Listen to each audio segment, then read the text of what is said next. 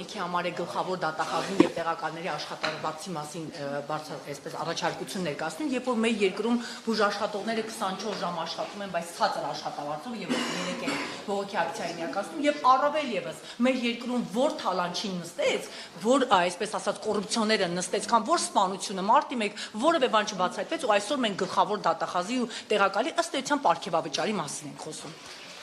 Նախ ես արժանինքները չի որ գնահատում եմ որևէ պաշտոնյայի, բայց այս հարցին ուղիղ 10 րոպե պատասխանեցի այնտեղ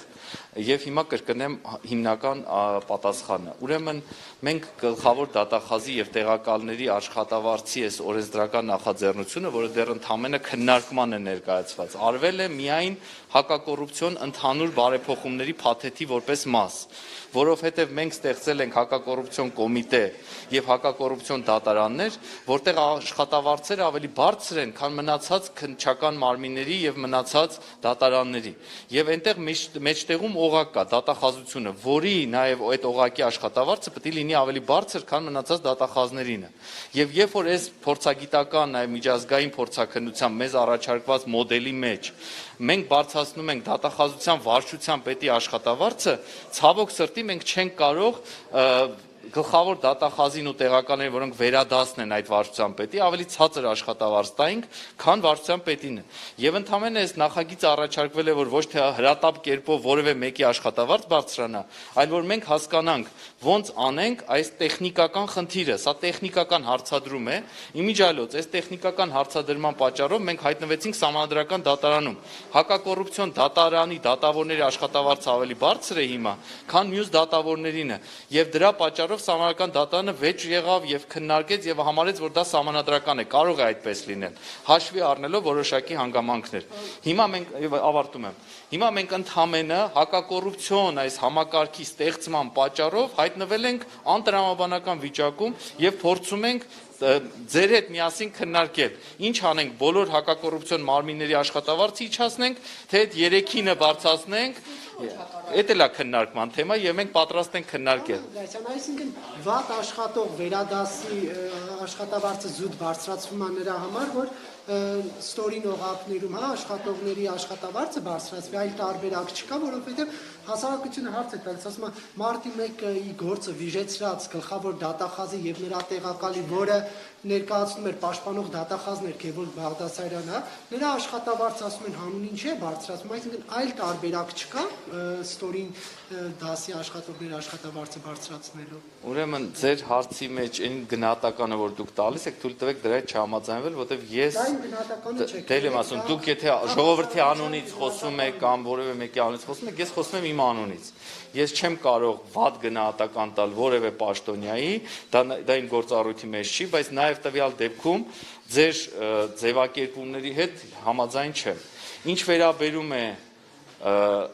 3 թե 4 մարդու աշխատավարձ բարձրացնելու, ես մարդու աշխատավարձ նույնիսկ չէի մտածի առաջարկել։ Մենք պաշտոնի ինստիտուտի մասին ենք մտածում։ Եթե ուզում եք, մենք կարող ենք քննարկել 4 տարի հակակոռուպցիոն այս ամբողջ համակարգը կանգնեցնել, ձեզ համար անընդունելի մարդիկ թող ավարտեն իրենց պաշտոնավարումը, նոր քննարկենք։ Այսինքն դուք տեսնում եք մարդ, մենք տեսնում ենք ինստիտուտ։ Ընդ որում իրար չենք մեղադրում, ես ձեզ չեմ մեղադրում, դուք էլ ինձ մի մեղադրեք։ Նորից ուզում եք քննադատել որևէ պաշտոնյայի թվում ինձ, համեցեք, եկեք քննադատենք, բայց դա կապել համակարգային բարեփոխման, հակակոռուպցիոն համակարգի ներմուծման հետ եւ մարդը կապել ինստիտուտի հետ, ինձ թվում է արդար չէ։ Համաչափության մասին կա, նույն ջանասիրության բուժաշխատողների աշխատավարձի մասին մտածել, նույն ջանասիրության ուսուցիչների աշխատավարձը, ինչու հենց այս երկու մարմինները հավասարեցեք լավ կլինի, նա դատախազի աշխատավարձը թող հավասարի բուժաշխատողի աշխատավարձը։ Շատ լավ կլինի։ Ես շատ ուրախ կլինեմ։ Եթե շատ լավ, հես ասեմ։ Ուրեմն ես աշխատավարձային ֆոնդի ոչ կառավարիչն եմ, ոչ էլ իմ լիազորությունների մեջ է։ Ինչ եմ զբաղվում դատախազության հակակոռուպցիոն կոմիտեի եւ հակակոռուպցիոն դատարաններով։ Նորից եմ ասում, մի ընդհատեք, հիշում եք, ես որ ձեզ բան ասացի, ասիք մի ընդհատեք, ես էլ ձեզ եմ խնդրում։ Ուրեմն ես պատասխանատու եմ հակակոռուպցիոն ռազմավարության իրագործման համար։ Հակառակ դեպքում այս բոլորը իմ լիազորություններից դուրս է։ Այսինքն այնպես չի, որ ես որպես նախարար պետք է զբաղվեի նույնիսկ այս խնդիրներով, եթե հակակոռուպցիոն ռազմավարությունը չլներ իմ ոլորտում։ Եթե առողջապահության զարգացման ռազմավարությունն էլ տակ արդարադատության նախարարությանը, խոստանում եմ հանրային քննարկման դնեմ նաև այս հարցը։ Եվ ի վերջո, եկեք մի բան էլ հասկանանք, ինչ որ մենք դնում ենք հանրային քննարկման, եղել են տարբեր հարցադրումներ եւ մարդիկ միանգամից այսպես վրթովում են, ըմբոստանում են, սկսում են բարկանալ, նաև արդարացիորեն։ Բայց եկեք հասկանանք, սա դեռ քննարկում է եւ պետք չի առանձնացնել մի փոքր հարցը եւ ասել Կարեն Անդրեասյանը ուզում է ինչ-որ մեկի աշխատավարձը բարձրացնել, չկա այդպիսի բան,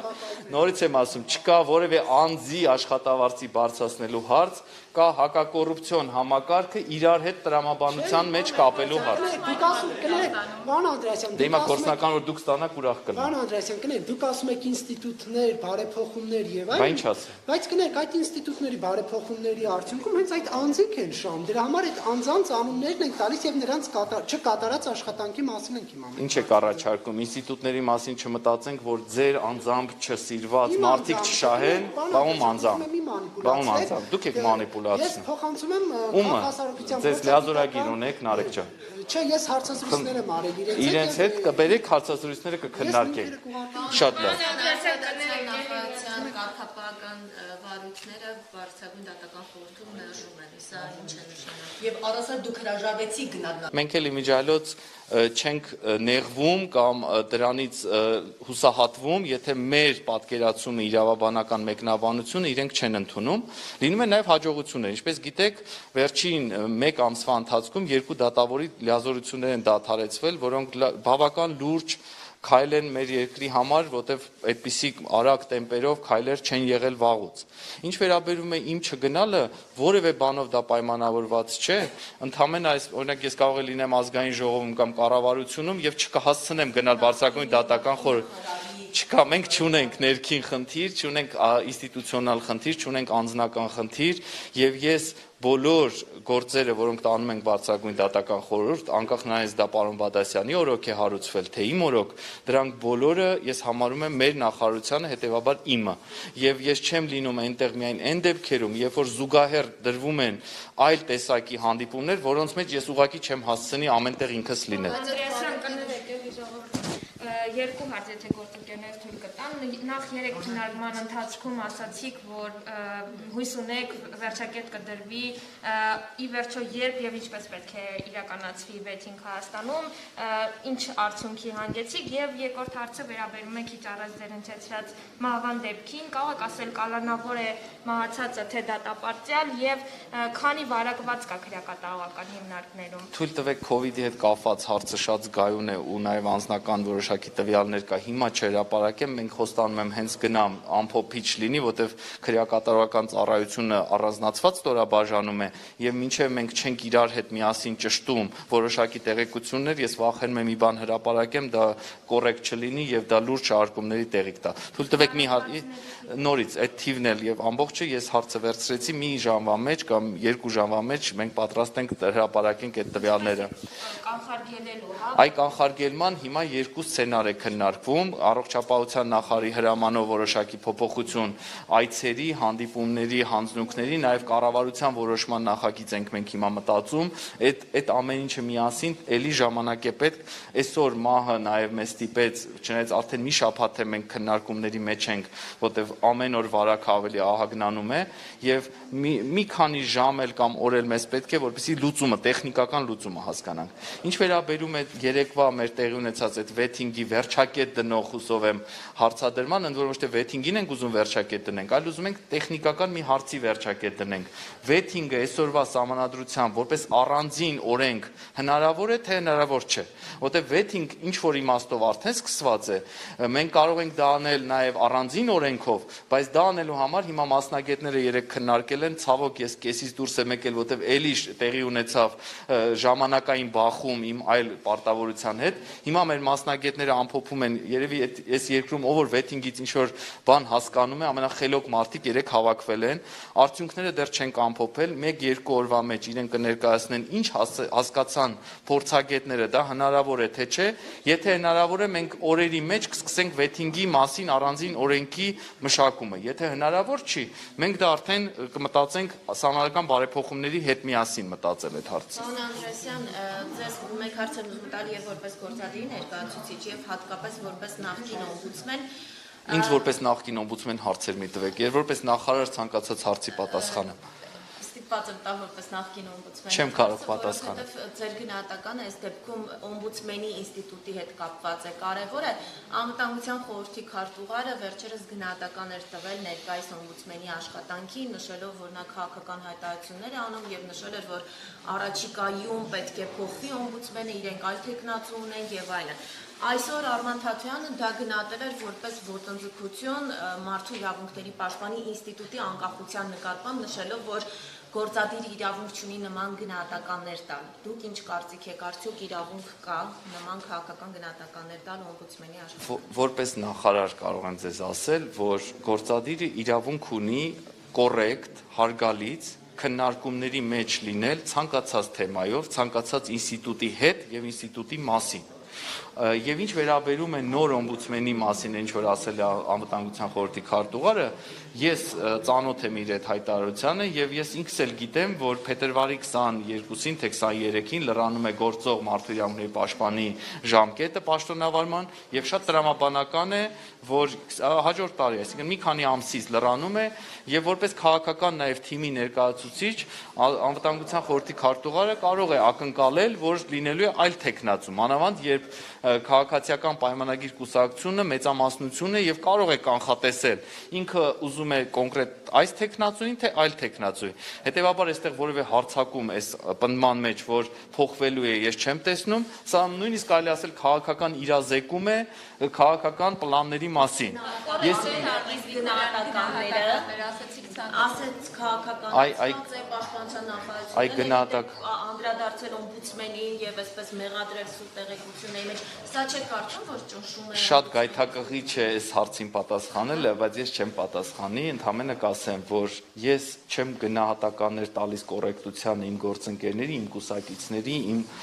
թիմակիցների, դա ոչ թե նրա համար չեմ անում, որովհետեւ համաձայն չեմ իրենց հետ։ Ես ուզում եմ լինել կուսակցական եւ դիմել եմ քաղաքացիական պայմանագիր կուսակցության մտնելու, դեռ չեն ընդունել։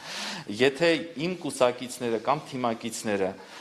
գնահատական են տալիս, կոռեկտ չի իրենց գնահատականին ես գնահատական տամ։ Դրա համար կան չեզոք մարդիկ եւ ազնիվ էլ չի լինի, եթե ես փորձեմ գնահատական տալ չեզոք դեմքով իմ թիմակցի կամ կուսակցի արածի։ Որ նրանց ձեր թիմակիցներն նրանց սխալ հայտարարությունները կամ քննադատելի Եթե սխալ լինեն, ես դրանց մասին ձեզ չէի ասի եւ կխոսեի իմ թիմակիցների հետ։ Եվ եթե սխալ լինեն այնքան, որ ես չկարողանամ դա խոսել իրենց հետ, ես բնականաբար կհեռանամ եւ թիմից եւ իմ պաշտոնից եւ ամեն ինչից։ Ես նորից եմ ասում, իմ կուսակիցներն ու թիմակիցները այնպիսի սխալ հայտարարություն չեն արել, որից ես ամաչեմ կամ ված գամ կամ համարեմ դատապարտելի, իսկ եթե որոշ դեպքերում լինում են խոսակցություններ, որտեղ մենք ունենք մենք տարբեր կարծիքներ, հաստատ կոռեկտ չի, ես գամ մեր թիմային քննարկումները ձեզ ներկայացնեմ։ Պարոն Անդրեասյան, հիմա փաստացի Բարձրագույն դատական խորհուրդ ներկայացվել է ավելի շատ արտադրության նախարարության, կողմից ներկայացած միջնորդությունները, կային կարծիքներ, որ դուք նախկինում, որպես օմբուդսմեն, քննադատել եք դատավորների նկատմամբ հասած կարգապահական վարույթները։ Ով է ասել այդպիսի բան։ Ես որպես օմբուդսմեն 5 տարի խնդրել եմ, որ կարգապահական այդ պատասխանատվության միջոցները դատավորների նկատմամբ սկսեն աշխատել։ Ամենասարսափելի բանը, որ մեր դատական համակարգը հասել է այս օրին, որ երբ որ ես հարյուրավոր նամակներ էի ուղարկում այն ժամանակ արդարադատության նախարարներին, որևէ կարգապահական վարույթ չէր հարուցվում։ Եվ մեր դատական համակարգը եկել հասել է այս վիճակի, որովհետև դատավորները գիտեին, որ գործադիրը ոչ մի գործողություն չի անելու, եթե իրենք լավ հարաբերությունների մեջ էին գործադիրի հետ։ Եվ ես համարում եմ, որ իմ ամենալավ գործը հենց նա է, որ ես կարգապահական վարույթները, եթե դրանք տրամաբանական են, հարուցեմ, եւ ամենակարևորն է նա է, որ Բարձրագույն դատական խորհուրդն էլ օբյեկտիվ, որտեղ ճիշտ եմ ընդունի, որտեղ սխալ եմ մերժի։ Եվ ճիշտ ու սխալ լինելը նաեւ նախարարի Չի նշանակում, որ նախարարը վատն է կամ ինչ-որ վատ պլաններ ունի։ Դա նշանակում է, որ օրենքի մեկնաբանությունը ես մի ձևով եմ տեսնում, այն 10 լավ խելացի մարդիկ, որոնք նստած են բարձրագույն դատական խորհրդում, իրենց մեծամասնությունը այլ ձևով է տեսնում։ Իսկ եթե գնահատական եք տալիս ակտերին, Որը ում ակտերին։ օրինակ Արման Հովհաննիսյանն է դատավորներից, երբ նրան դեմ կարգապահական վարույթ էր հարուցված, որի դեպ մերժվեց, նշվում էր, որ իր ակտը համարվել է նախարարությունը համարել է խիստ պատճառաբանված, այսինքն այս դեպքում դատավորի որոշմանն է գնահատական տրվել, ոչ թե նրա պահվածքի։ Կարգապահական վարույթները ինչի մասին են, միայն պահվածքի մասին չէ, նաև կոպիտ, նորից կոպիտ սխալի, ակնհայտ կոպիտ սխալի, այնպիսի սխալի, որը վարկաբեկում է արդարադատություն, այսինքն մի այսպիսի իրավիճակ ասեմ, դատարանը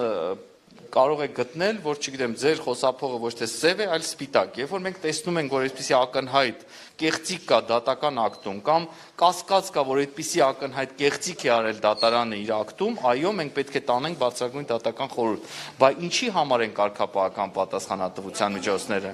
Իհարկե լինում է մեր մեկնաբանությունը, մենք գտնում էինք, որ դատարանը սխալ մեկնաբանությամբ կոպիտ խախտում է թույլ տվել, բարձրագույն դատական խորհուրդը գտավ, որ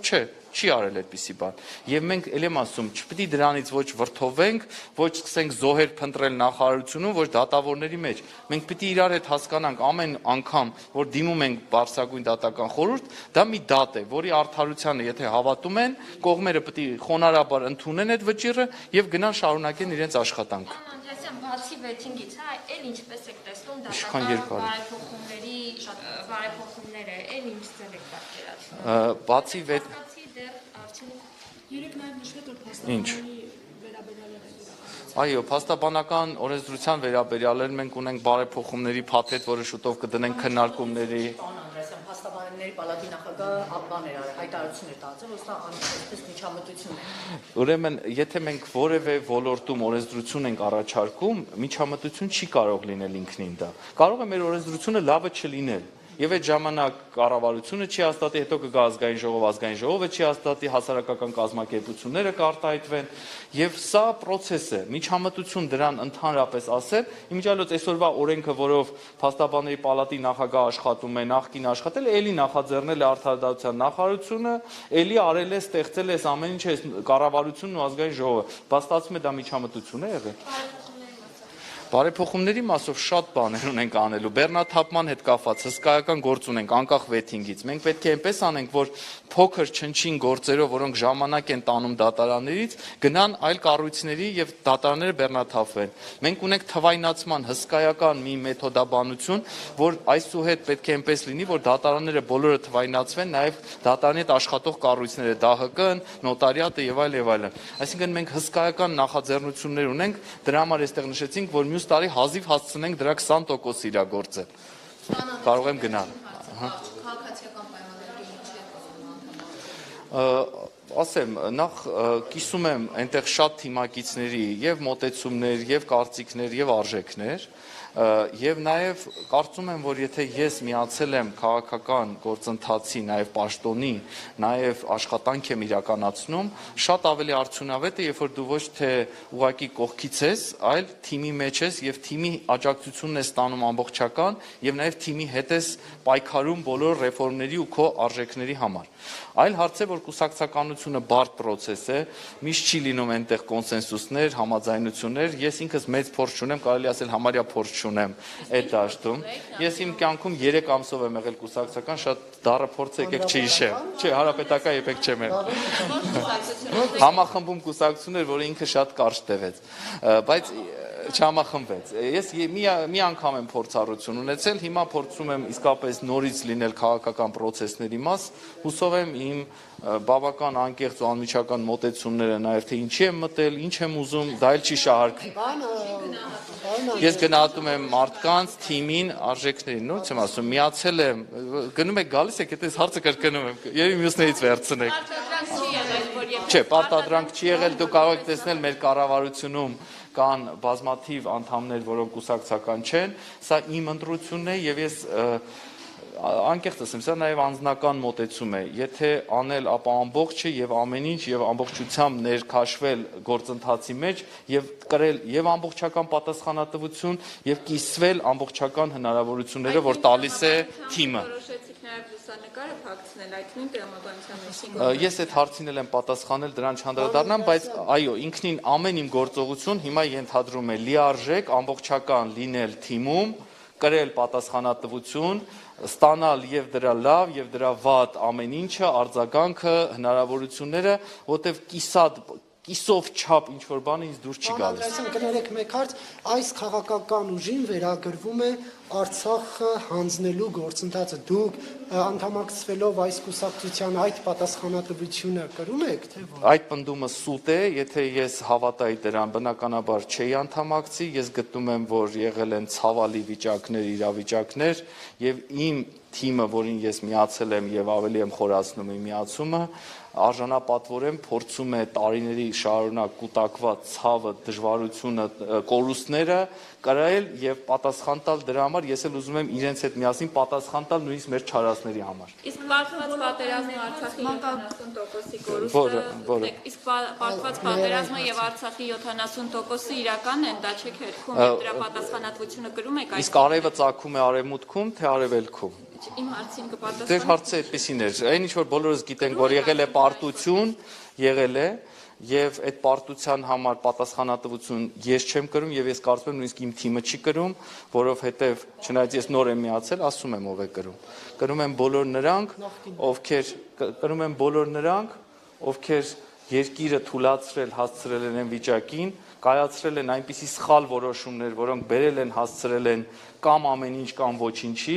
եւ ցավոք սրտի այդ պայքարի մեջ 30 տարվա ոչ թե կառուցել են, այլ թուլացրել են։ Եվ այդ ամեն ինչի պատասխանատվությունը կրում են բոլոր նաև նրանք, ովքեր հանգիստ